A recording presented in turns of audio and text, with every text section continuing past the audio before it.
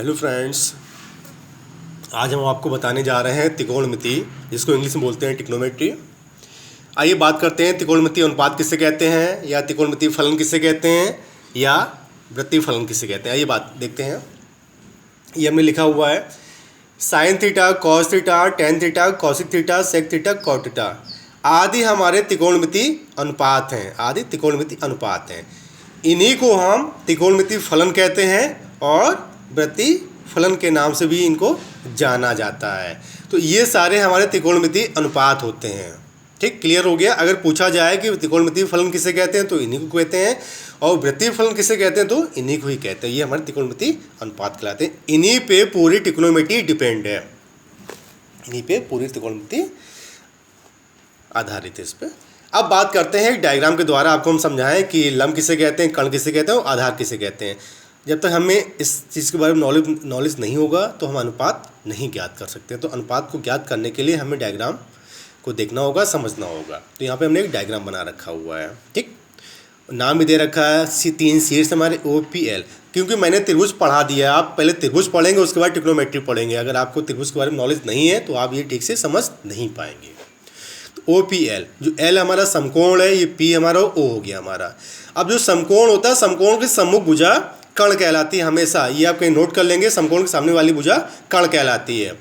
और जो ये खड़ी खड़ी लाइन, ये लंब हो गया और ये हमारा आधार हो गया। अब बात करते हैं कि जिस कोण की बात करते हैं, जो भी कोण हमें ज्ञात करना होता है तो उसके सम्मुख वाली भुजा लंब होती है। ये भी नोट कर लेंगे, समकोण के सामने वाली भुजा कर्ण होती है और जो कोण मुझे ज्ञात करना होता है उसके सामने वाली भुजा लंब कहलाती है। यहाँ ले रखा है हमने त्रिभुज POL हमने ले रखा है, जिसमें से आधार हमारा OL है और आधार पर हमारा लंब पड़ा हुआ है PL। अब इस कोण की बात कर रहा हूँ तो कोण POL बराबर थीटा। जो आधार OL को संलग्न भुजा तथा लंब PL को सम्मुख भुजा भी कहते हैं। इसके ये थीटा की बात कर रहे हैं। अगर इसकी बात करें तो कहें OL को संलग्न भुजा और PL को सम्मुख भुजा भी कहते हैं। OP हमारा कर्ण होता है। आइए बात करते हैं अनुपात। अनुपात कैसे ज्ञात करते हैं। एक हमने सूत्र लिख रखा हुआ है हमने, लाल बटे कक्का।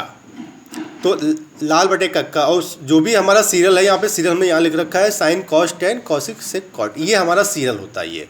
तो लाल बटे कक्का, तो sine cos tan cosec sec cot. अगर आप इस तरह आप याद नहीं कर पा रहे हैं तो साइन का उल्टा कॉसिक होता है, कॉस का उल्टा सेक होता है और टेन का उल्टा कॉट होता है। आइए निकालते हैं इसके अनुपात।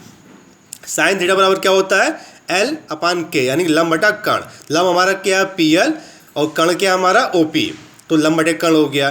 तो इसका उल्टा होता है हमारा कॉसिक थीटा, तो कर्ण अपान लंब हो जाएगा, इसका उल्टा कर्ण अपान लंब हो जाएगा। अब बात करते हैं कॉस थीटा की बात करते हैं। कॉस थीटा बराबर क्या होता है A/K, यानी आधार बटे कर्ण। तो आधार हमारे कितना हो गया OL और कर्ण क्या हो गया OP, तो आधार बटे कर्ण। सेक थीटा की बात करें तो इसका उल्टा होता है सेक थीटा, तो कर्ण अपान आधार हो जाएगा। अब बात करें टेन थीटा। टेन थीटा बराबर क्या होता है लंब बटे आधार। लंब हमारा क्या है PL, आधार क्या है OL, लंब बटे आधार। कॉट थीटा की बात करें तो इसका उल्टा होता है आधार बटा लंब। एक फॉर्मूला होता है टेन थीटा बराबर sine theta upon cos theta, या कॉट थीटा बराबर cos theta upon sign theta. तो ये हो गया अनुपात। अनुपात को हम इस तरह ज्ञात कर लेते हैं और एक सूत्र के माध्यम से, लाल बटा कक्का के माध्यम से हम अनुपातों को ज्ञात कर लेते हैं। अब हम बात करते हैं उनके मानों की। साइन का मान, कॉस का मान, टेन का मान, कॉसिक का मान, सेक का मान, कॉट का मान, तो जिसको बोलते हैं त्रिकोणमिति मान। तो आइए हम ज्ञात करते हैं। प्रारंभिक ज्ञान तो हमारे पास हो चुका है। प्रारंभिक ज्ञान मीन्स समकोण भुजा ज्ञात कर लिया, कर्ण लंब आधार ज्ञात कर लिया, उनके अनुपात ज्ञात कर लिया। अब ज्ञात करते हैं उनके मानों को। तो हम मानों को ज्ञात करने के लिए सारणी का यूज करेंगे। सारणी के द्वारा मानों को ज्ञात करेंगे। तो हम पहले मान ज्ञात करेंगे साइन का। तो जो भी हमारा मान होता है, साइन 0 से स्टार्ट होता है, 0, 30, 45, 60, 90, उसके आगे बहुत सारे हमारे मान हैं। तो हम पहले ज्ञात करेंगे 0, 30, 45, 60, 90 का मान ज्ञात करेंगे और साइन के लिए ज्ञात करेंगे पहले हम। आइए मान निकालते हैं स्टेप साइन के लिए। तो पहला चरण हमारा क्या है, पहले कोणों को हम 0, 30, 45, 60 एवं 90 लिख लेते हैं। जो मुझे कोण ज्ञात करने होते हैं वो हमने लिख लिया सीरियल से। सेकंड स्टेप में इनको हम काउंट करेंगे और काउंटिंग करेंगे 0 से। काउंटिंग हम 0 से लिखेंगे कि ये किस नंबर पे, ये किस नंबर पे, ये किस नंबर पे, ये और ये किस नंबर पे है। तो हम 0 से स्टार्ट करेंगे। तो हमने इनको लिखना चालू कर दिया। ये 0, 30, 45, 60, 90 यानी 0, 1, 2, 3, 4 यानी 4 अंकों तक ये 5 संख्याएं लिखी हुई हैं। थर्ड स्टेप में क्या करेंगे, इन 4 जो लास्ट वाला जो नंबर होता है 4, तो उस 4 को लेकर हम सारे नंबरों में भाग कर देते हैं, यानी 4 से भाग कर देते हैं। 4 का हमने भाग कर दिया। चौथे स्टेप में क्या करते हैं, उन सबका वर्गमूल ले लेते हैं। वर्गमूल लेने के बाद क्या हो, 0.4 यानी 0 में किसी भी नंबर का भाग देते हैं तो 0 ही आता है, और 0 का वर्गमूल 0 ही होता है। तो √1/4 यानी कि 1/2 आ जाएगा। 2/4 इसका आ जाएगा 1/√2। तो ये √3/4 तो इसका आ जाएगा √3/2 और इसका 1 आ जाएगा। अब पाँचवें स्टेप में क्या करता है, जो हमारे मान ज्ञात निकल आए हैं यही हमारे मान हो गए साइन 0 का मान हो गया 0, साइन 30 का मान हो गया 1/2 और साइन 45 का मान हो गया 1/√2, साइन 60 का मान हो गया √3/2 और साइन 90 का मान हो गया 1। क्रमशः इनको इस अकॉर्डिंग इसको लिख लेते हैं। अब बात करते हैं कॉस थीटा की बात। अब कॉस थीटा का मान कैसे ज्ञात करते हैं, जो साइन थीटा के मान जो हमारे निकल आए हैं इन्हीं को हम उल्टा देते हैं, इन्हीं को हम उल्टा, जैसे 0, 1/2, 1/√2, √3/2, 1 लिखा, तो इसी को हम उल्टा कर देते हैं तो हमारा वो कॉस के मान निकल आएंगे। तो हमने कस्टम स्टेप में लिख रखा हुआ है, इनका क्रम बदलने पर कॉस के विभिन्न कोणों के मान प्राप्त हो जाते हैं, जैसे 1, √3/2, 1/√2, 1/2, 0। ये सारे मान हमारे कॉस 0 का मान ये, कॉस 30 का मान ये, कॉस 45 का मान ये, कॉस 60 का ये और कॉस 90 का मान। इनका क्रम बदलने से ही कॉस का मान आ गया। अब हमें बात करें 10 का मान कैसे निकलता है। तो 10 का मान अभी हमने बताया हुआ है कि tan थीटा बराबर होता है sin theta upon cos theta. तो इससे ही हम 10 का मान निकाल लेंगे। तो tan 0, tan 30, tan 45, tan 60, tan 90 इससे हम निकाल लेते हैं। अब 0/1 का भाग करेंगे तो 0 ही आएगा। 1/2 में √3/2 का भाग करेंगे तो 1/√3 आएगा। 1/√2/1/√2 का भाग करेंगे तो 1 आएगा। √3/2 में 1/2 का भाग करेंगे √3 आएगा। 1/0 में भाग करेंगे इन्फिनिटी आएगा। किसी भी नंबर में अगर 0 भाग करते हैं तो हमारा इन्फिनिटी आता है।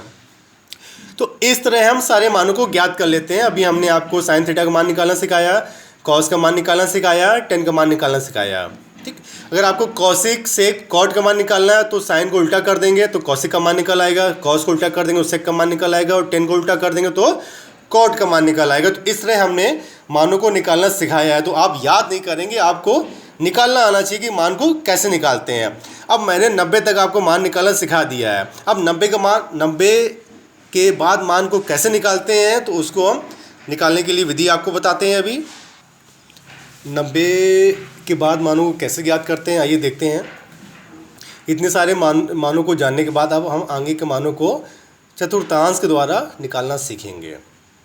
अब बात करते हैं, जैसे हम खड़े होते हैं तो 4 दिशाएं तो 10 होती हैं, लेकिन हम 10 दिशाओं की बात नहीं कर रहे हैं, हम केवल ईस्ट वेस्ट नॉर्थ साउथ की बात कर रहे हैं। और यहाँ पे है हमारा मैथ। तो ईस्ट वेस्ट नॉर्थ साउथ की बात ना करके हम यहाँ पे ले लेते हैं X axis, Y axis, X dash axis और वाई डैश एक्सिस। एस का अपोजिट एक्स डैश, वाई का अपोजिट वाई डैश। तो वाई हमारा प्लस होता है, ये हमारा निगेटिव होता है, ये सभी ने पढ़ा होगा।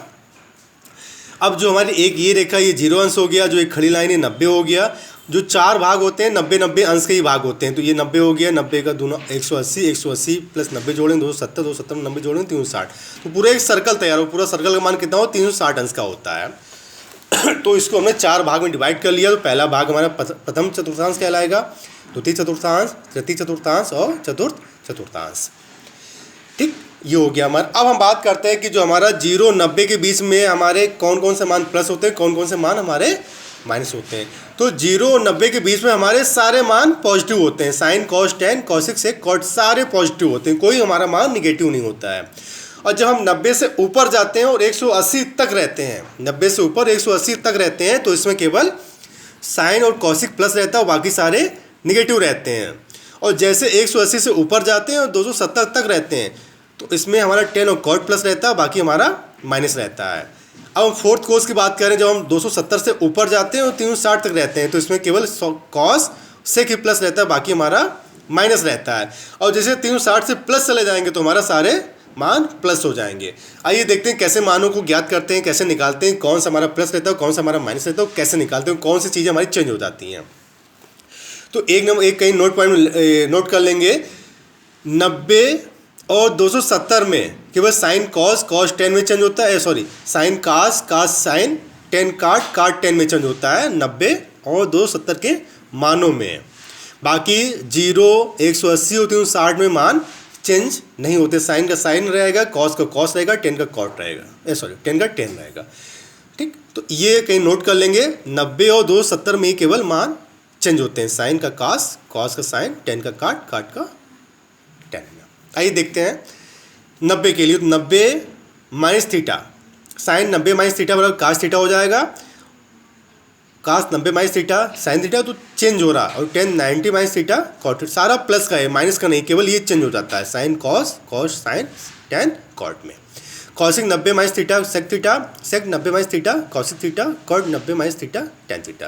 तो इस तरह हम मान को ज्ञात करते हैं। अगर कोई पूछ दिया जाए साइन 135 का मान कैसे निकालते हैं, तो आप इनके माध्यम से हम मान को निकाल सकते हैं। अब बात करते हैं 90 प्लस थीटा, यानी इसके ऊपर हम आ गए, यानी सेकंड स्टेप में आ गए, सेकंड कोर्स में आ गए।